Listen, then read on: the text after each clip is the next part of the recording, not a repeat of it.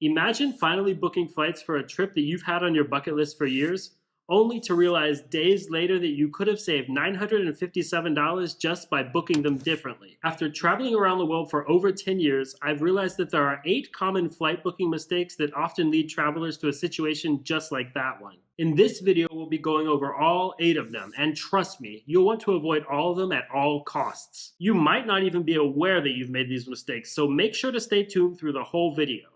Have you ever been looking for flights and noticed a really low price, only to realize booking that low price would mean having to put up with a brutal overnight layover? I sure have, and I've even booked them to save money and see an extra city on my trip. But the key here is knowing what you're booking. If you don't pay attention to details when booking, like that 10-hour overnight layover for example, it will always come back to bite you. Go to any major airport at night and chances are you'll find somebody that booked an overnight layover without fully thinking it through.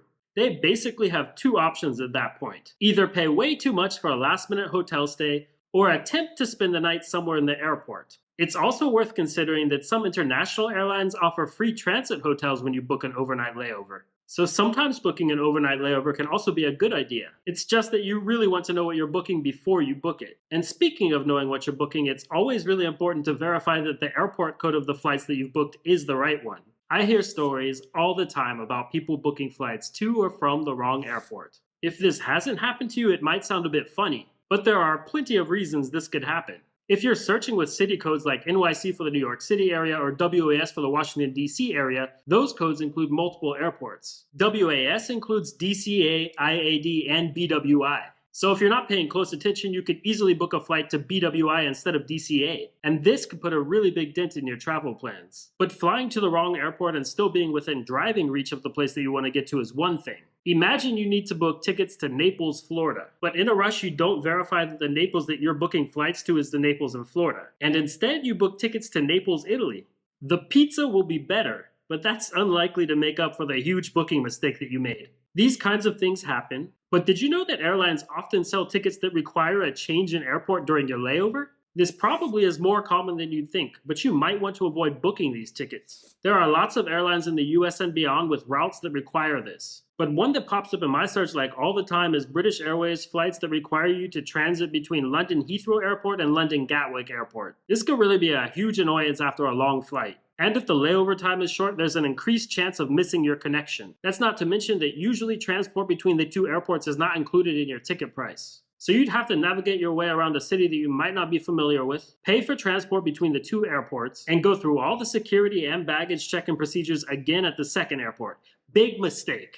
Where possible, it's best to avoid tickets that require an airport change during your layover. So a really big part of avoiding mistakes when booking flights is carefully reading over the details before you book your ticket. But what if you thought you did a pretty good job reading over the details, only to arrive to the boarding gate at the airport to be told that your bag is too big and you'll have to pay a huge fee to bring it on board? I see this happen on nearly every budget airline that I fly. Like there's nearly always someone stopped there with the agent having to pay a huge fee while I speed my way through boarding. Don't let this happen to you. You don't want to experience this. Especially considering that if you booked on a budget airline, you probably booked on it because you wanted to save a lot of money. Basically, budget airlines, also known as low-cost carriers, have super strict baggage policies that only allow you to bring what they call a personal item without paying extra. That means that you usually can't bring a normal-sized carry-on without paying an additional fee. This can be really easy to miss when booking your flights though. So don't make the mistake of not verifying the baggage policy of the ticket you're booking. While this mostly applies to budget airlines, some traditional airlines have also started adding similar rules in their basic economy fares. Did I mention you should always check the baggage policy?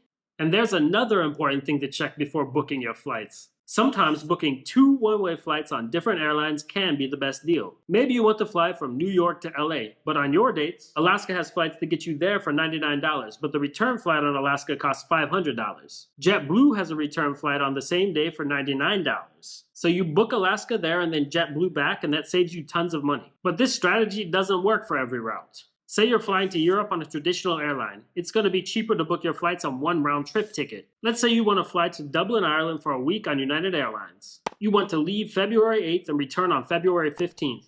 A round-trip ticket costs $434. That's a pretty decent price. But if you bought a one-way ticket only going to Dublin, it would cost you $441. It costs more to book a one-way ticket than it costs to book the entire round-trip ticket. And if you booked a one-way ticket from Dublin back to the US, that'd cost $950. Crazy, right? If you book two one-ways on the exact same flights as the round-trip ticket, you pay a grand total of $1,391. That is a $957 difference. Don't make that mistake. Please don't do it. You can also get these lower round-trip prices by booking multi-city flights. Sometimes people call these open jaw flights. All this means is that you can get the same pricing like you would for a round-trip ticket, but can arrive and depart from different cities in the same region. There's a whole lot more you can do with multi-city flights though, so if you want me to make another video about that, let me know in the comments. Another thing I see people do a lot is get stuck with a higher price because they insist on booking all of their party on one ticket. This isn't always a mistake though. Sometimes you can get the exact same low fare that you pay for one traveler for more than one traveler. But it's important to actually check if that's the case. Airlines have a limited amount of seats for sale at each price. And when your search is for more people than they have seats at one price, they'll show you the higher price for everybody's ticket. Instead, you can book tickets separately and save money. Sometimes I've even been able to book the low price I found for more than one person. I've done this by having a few booking tabs open in my browser and then clicking book almost exactly at the same time. Your mileage may vary doing that, but don't make the mistake of paying the higher fare for everybody. Now, if there's anything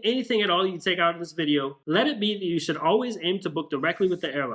If you don't book directly with the airline, you may have a number of problems down the line. I've booked on third-party websites and I've been just fine, but I've also booked on third-party websites, needed to deal with some change, and couldn't get in touch with anybody for months. When you book directly with the airline, you get service from the airline. This means when you need to deal with a change, you can just call or manage your booking online. And that's not to mention that you might find the absolute lowest price on the airline's own website anyway. But even if you find the flights you want for a little bit less on another website, just book direct. It's not worth a tiny bit of savings not to. Even though it's key to book directly with the airline where possible, it's also important to use a good flight search tool to figure out which flights are the best for you.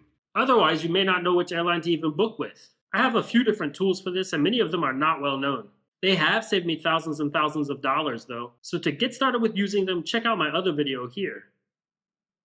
Thanks for watching. Make sure to like, subscribe, and comment, and I'll see you all in the next video.